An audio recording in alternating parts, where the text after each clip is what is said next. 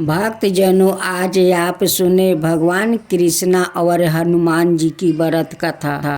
एक बार भगवान श्री कृष्णा ने गरुड़ को यक्ष राज कुबेर के सरोवर से 100 गंधी के कमल लाने को आदेश दिया।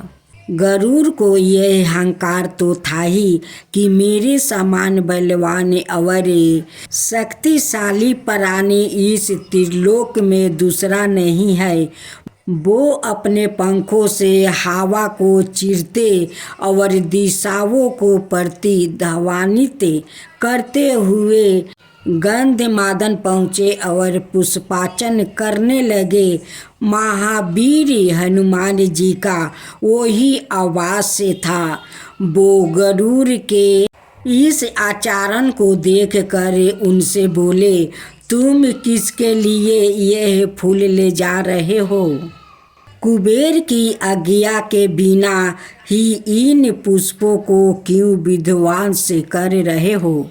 गरुड़ ने उत्तर दिया, हम भगवान श्री कृष्णा के लिए इन पुष्पों को ले जा रहे हैं।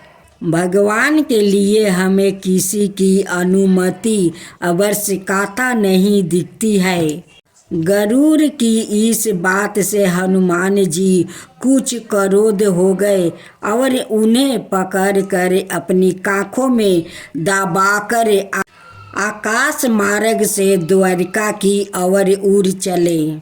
उनकी भीषण धावनी से सारे द्वारिकावासी संतृप्त हो गए। सुदर्शन चक्र हनुमान जी की गति को रोकने के लिए उनके सामने जा पहुंचा। हनुमान जी ने झट से उसे दूसरी काख में दबा लिया। भगवान कृष्णा ने तो यह सब लीला रच रहे थे। उन्होंने अपने पशुवस्त्र में स्थित रानियों से कहा, देखो हनुमान क्रोध होकर आ रहे हैं। यहाँ यदि उन्हें इस समय सीताराम को दर्शन ना हुआ तो वो द्वारिका को समुद्र में डुबो देंगे। अतः तुम में से तुरंत कोई सीता का रूप बना लो, मैं तो देखूं यह राम बना। इतना कहकर वो श्री राम के स्वरूप में परिणित होकर बैठ गया। अब जानकी जी का रूप बनाने को हुआ तब कोई भी ना बना सकी।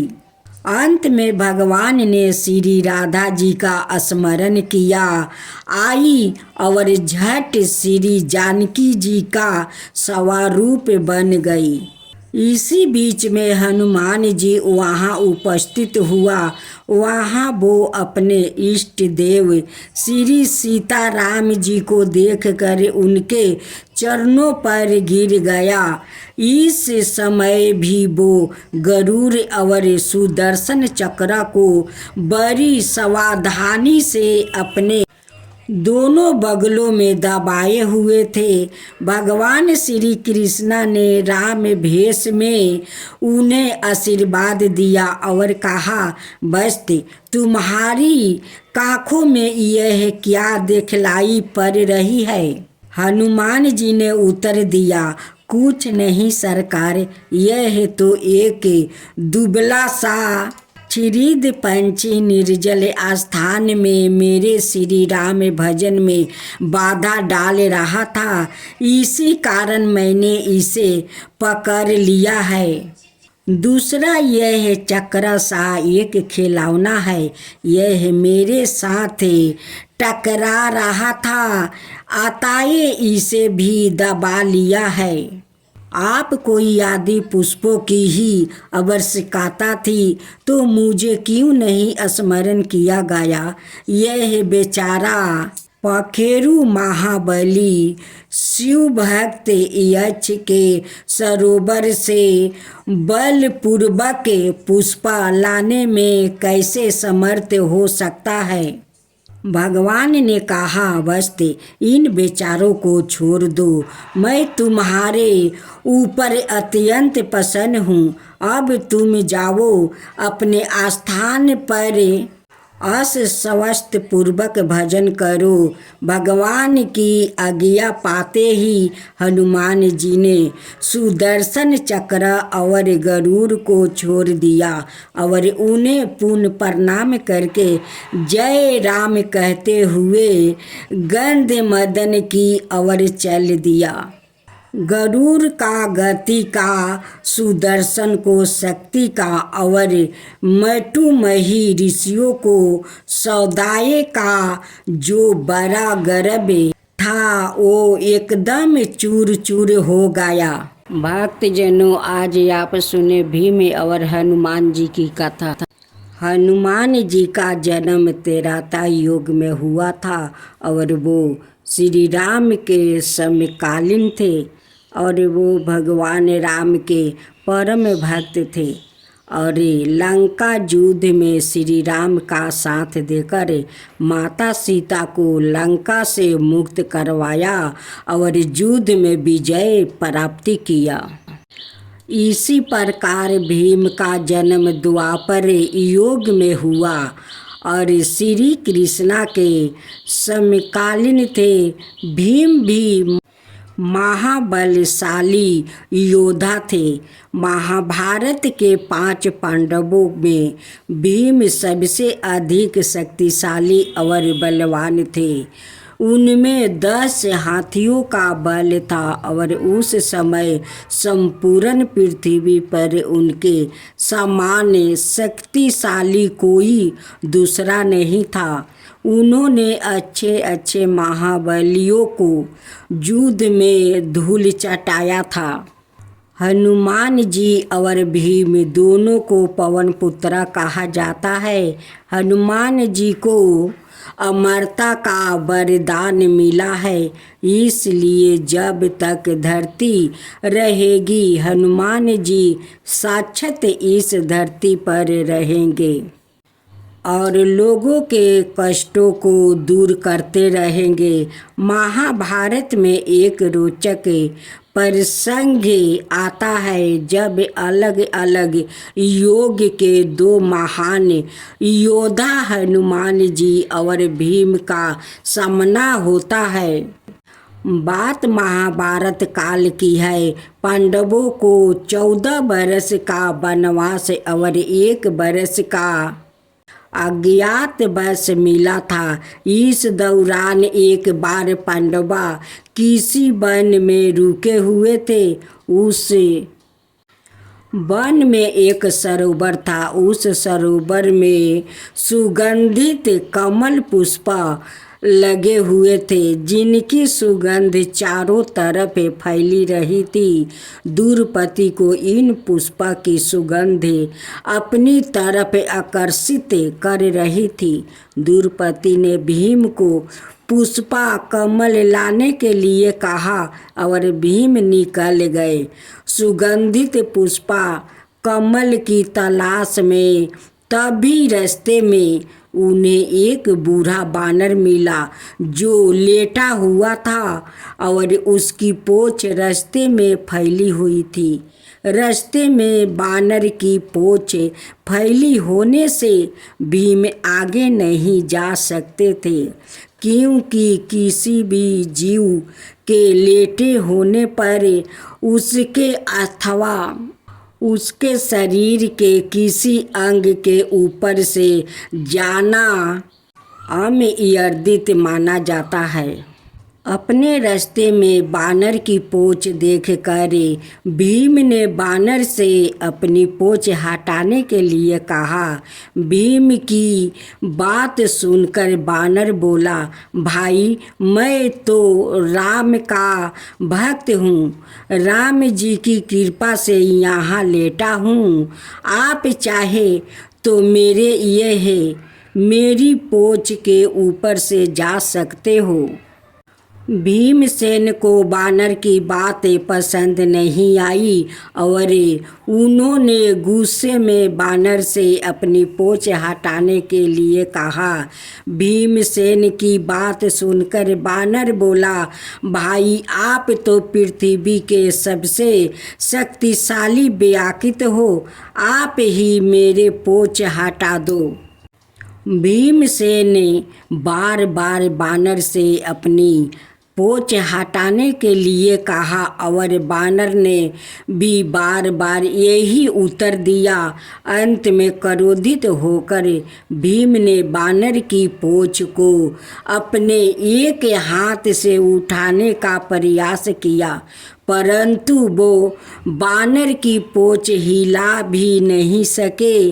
भीमसेन फिर अपने दोनों हाथों से बानर की पोंछ हटाने का प्रयास किया, परंतु वो बानर की पोंछ हट से मस नहीं कर सके।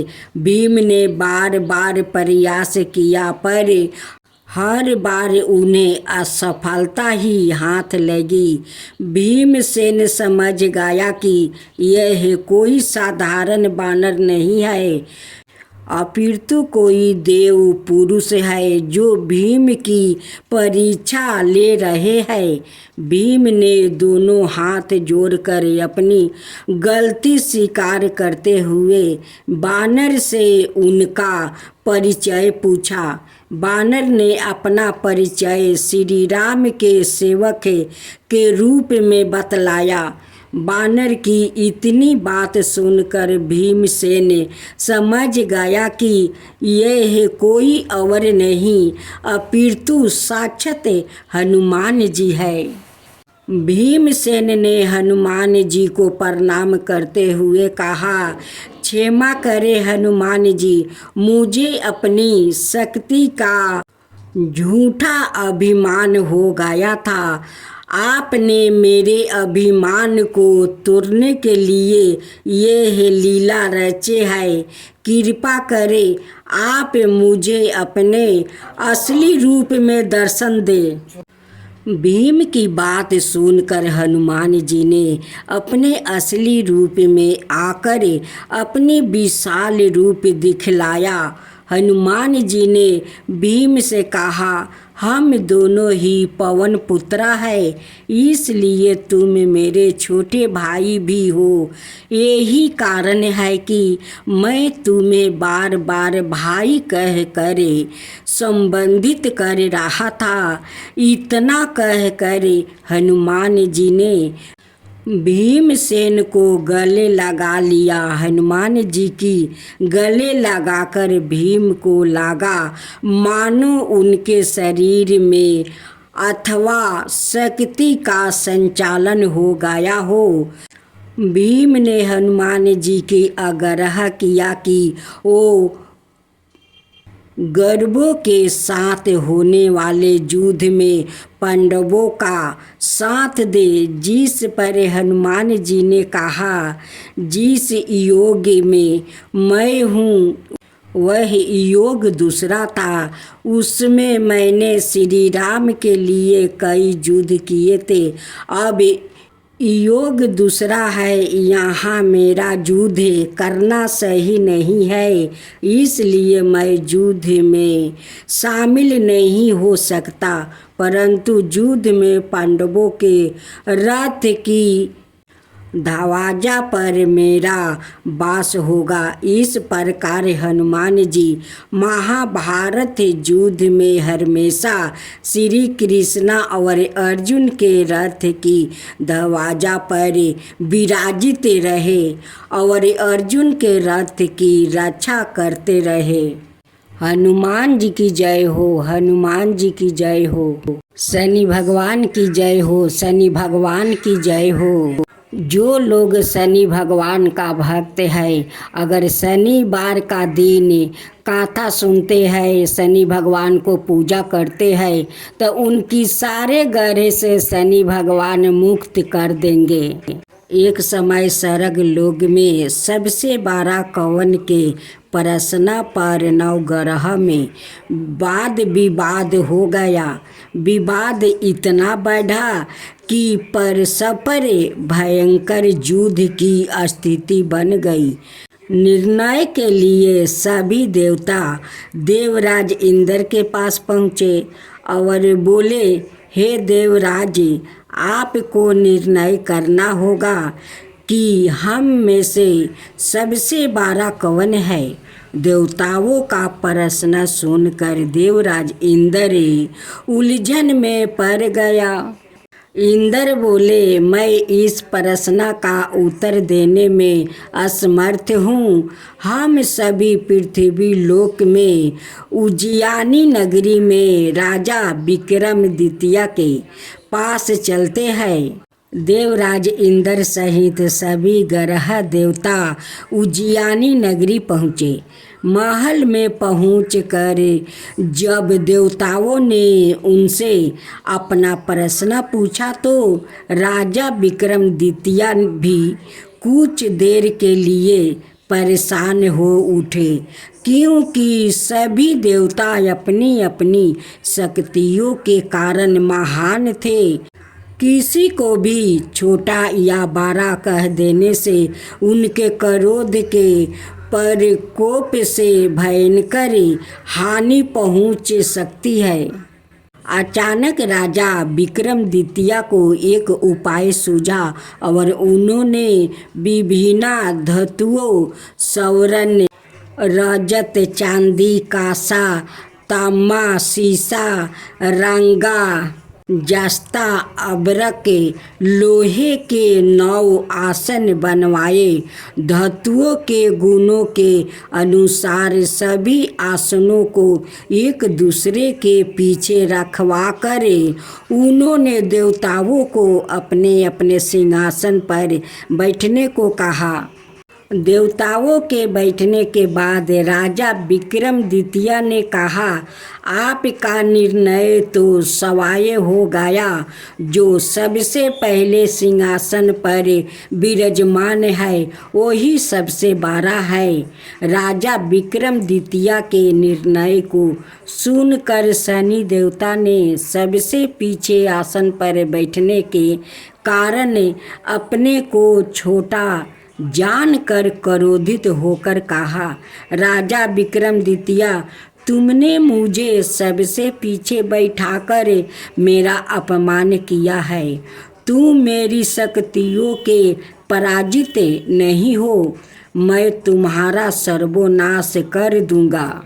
शनि ने कहा, सूर्य एक राशि पर 1 महीने रहता है, चंद्रमा 2.25 दिन, मंगल 1.5 महीने रहता है, बुध और शुक्र 1 महीने, बृहस्पति 13 महीने रहते हैं। लेकिन मैं किसी राशि पर 7.5 बरस 7.5 तक रहता हूँ। बड़े बड़े देवताओं को मैंने अपने प्रकोप से पीड़ित किया है। राम को 7.5 के कारण ही वन में जाकर रहना पड़ा और रावण को 7.5 के कारण ही युद्ध में मृत्यु का शिकार बनना पड़ा। राजा, अब तू भी मेरे प्रकोप से नहीं बच सकेगा। इसके बाद अन्य ग्रहों के देवता तो प्रसन्नता के साथ चले गए, परंतु शनिदेव बड़े क्रोध के साथ वहां से विदा हुआ। राजा विक्रमादित्य पहले की तरह ही अन्याय करते रहे। उनके राज्य में सभी स्त्री पुरुष बहुत आनंद से जीवन यापन कर रहे थे। कुछ दिन ऐसे ही बीत गया। उधर शनि देवता अपने अपमान को भूला नहीं। विक्रमादित्य से बदला लेने के लिए एक दिन शनिदेव ने घोड़े के व्यापारी का रूप धारण किया और बहुत से घोड़े के साथ उज्जैनी नगरी पहुँचे। राजा विक्रमादित्य ने राज्य में किसी घोड़े के व्यापारी के आने का समाचार सुना तो अपने अश्वपाल को कुछ घोड़े खरीदने के लिए भेजा। घोड़े बहुत कीमती थे। अश्वपाल ने जब वापस लौट कर इस संबंध में बताया तो राजा विक्रमादित्य ने सवाए आकर एक सुंदर शक्तिशाली घोड़े को पसंद किया। घोड़े की चाल देखने के लिए राजा उस घोड़े पर सवार हुआ तो वो घोड़ा बिजली की गति से दौड़ पड़ा। तेजी से दौड़ता घोड़ा राजा को दूर एक जंगल में ले गया और फिर राजा को वहां गिराकर जंगल में कहीं गायब हो गया। राजा अपने नगर को लौटने के लिए जंगल में भटकने लगा, लेकिन उन्हें लौटने का कोई रास्ता नहीं मिला। राजा को भूख प्यास लगा। बहुत घूमने पर उसे एक चरवाह मिला। राजा ने उसे पानी मांगा। पानी पीकर राजा ने उस चरवाह को अपनी अंगूठी दे दिया। फिर उसने रास्ता पूछकर वहाँ जंगल से निकल कर पास के नगर में पहुँचा। राजा ने एक सेठ की दुकान पर बैठकर कुछ देर आराम किया। उस सेठ ने राजा से बातचीत की तो राजा ने उसे बताया कि मैं उजियानी नगरी से आया हूँ। राजा के कुछ देर दुकान पर बैठने से सेठ जी की बहुत बिक्री हुई। सेठ ने राजा को बहुत भगवान समझा और खुश होकर उसे अपना घर भोजन के लिए ले गया। सेठ के घर में सोने का एक हार खूंटी पर लटका हुआ था। राजा को उस कमरे में छोड़कर सेठ कुछ देर के लिए बाहर गया। तभी एक आश्चर्यजनक घटना घटी। राजा के देखते देखते सोने का उस हार को खूंटी निगल गया। सेठ ने कमरे में लौट कर हार को गायब देखा तो चोरी का संदेह राजा पर ही किया, क्योंकि उस कमरे में राजा ही अकेले बैठा था। सेठ ने अपने नौकरों से कहा कि इस परदेशी को रस्सियों से बांधकर नगर के राजा के पास ले चलो। राजा ने विक्रमादित्य से हार के बारे में पूछा तो उसने बताया कि उसके देखते ही देखते खूंटी ने हार को निगल लिया था। इस पर राजा ने क्रोधित होकर चोरी करने के अपराध में विक्रमादित्य के हाथ पांव कटवाने का आदेश दे दिया। राजा विक्रमादित्य के हाथ पांव कटवाकर उसे नगर की सड़क पर छोड़ दिया गया। कुछ दिन बाद एक तेली उसे उठाकर अपने घर ले गया और उसे अपने केलू पर बैठा दिया। राजा आवाज देकर बैलों को हाँकता रहा। इसी तरह तेली का बैल चलता रहा और राजा को भोजन मिलता रहा। शनि के प्रकोप की 7.5 पूरी होने पर वर्षों ऋतु प्रारंभ हुई। राजा विक्रमादित्य एक रात मेघ मल्हार गा रहा था कि तभी नगर के राजा की लड़की राजकुमारी मोहिनी रथ पर सवार उसे तेली की घर के पास से गुजरी। उसने मेघ मल्हार सुना तो उसे बहुत अच्छा लगा और दासी को भेजकर गाने वाले को बुला लाने को कहा। दासी ने लौट कर राजकुमारी को अपंग राजा के बारे में सब कुछ बता दिया। राजकुमारी उसके मेघ मल्हार से बहुत मोहित हुई अत उसने सब कुछ जानकर भी अपंग राजा से विवाह करने के निश्चय कर लिया। राजकुमारी ने अपने माता पिता से जब यह बात कही तो वो हैरान रह गई। रानी ने मोहिनी को समझाया, बेटी तेरे भाग्य में तो किसी राजा की रानी होना लिखा है, फिर तू उस अपंग से विवाह करके अपने पाँव पर कुल्हाड़ी क्यों मार रही है। राजकुमारी ने अपनी जिद नहीं छोड़ी। अपनी जिद पूरी करने के लिए उसने भोजन करना छोड़ दिया और प्राण त्याग देने का निश्चय कर लिया। आखिर राजा रानी को बेबस होकर अपंग के विक्रमादित्य से राजकुमारी का विवाह करवाना पड़ा। विवाह के बाद राजा विक्रमादित्य और राजकुमारी तेली के घर में रहने लगे। उसी रात सपना में शनिदेव ने राजा से कहा, राजा तूने मेरा परपोक देख लिया, मैंने तुम्हें अपना अपमान का दंड दे दिया है। राजा ने शनिदेव से क्षमा करने का कहा और प्रार्थना की, हे शनिदेव आपने जितना दुख मुझे दिया है अनाय किसी को ना देना। शनिदेव ने कुछ सोच कर कहा, राजा मैं तुम्हारी प्रार्थना स्वीकार करता हूँ। जो कोई स्त्री पुरुष मेरी पूजा करेगा, शनिवार को व्रत करके मेरी व्रत कथा सुनेगा, उस पर मेरी अनुकंपा बनी रहेगी। प्रातः काल राजा विक्रमादित्य की नींद खुली तो अपने हाथ पाँव देख कर राजा को बहुत खुशी हुई। उसने मन ही मन शनिदेव को प्रणाम किया। राजकुमारी भी राजा के हाथ पाँव सही सलामत देख कर आश्चर्य में डूब गई।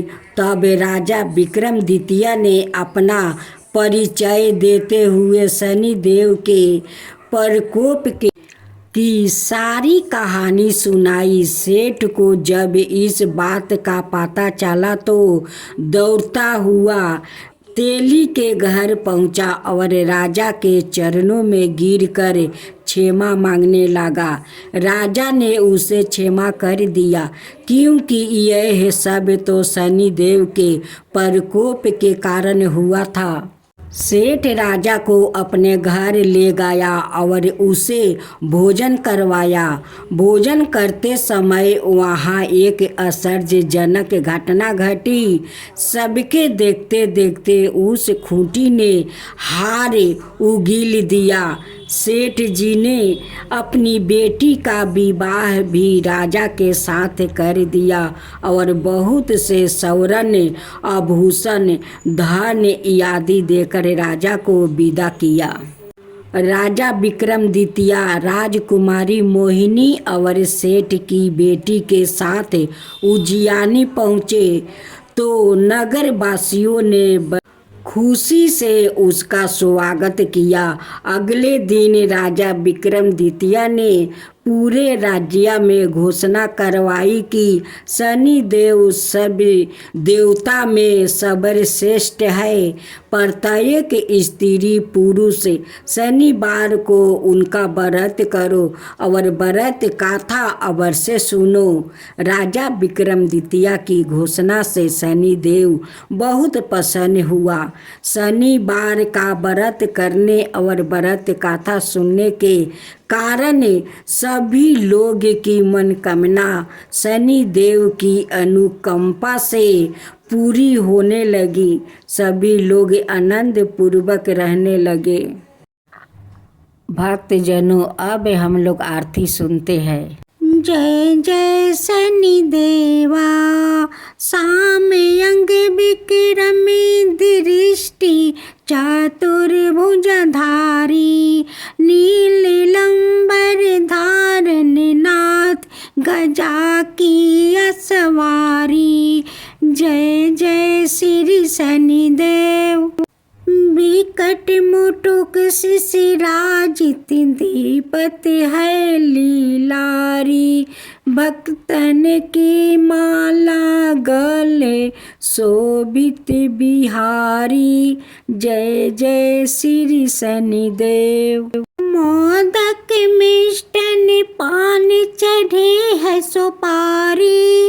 लोहा तिल तेल उर्दी महिषी अति प्यारी। जय जय श्री शनिदेव। देवदनु ऋषि मुनि सुमिरत नर नारी। विश्वनाथ धरत ध्यान शरण है तुम्हारी। जय जय श्री शनिदेव। भक्तन के हितकारी। जय जय जय शनिदेव।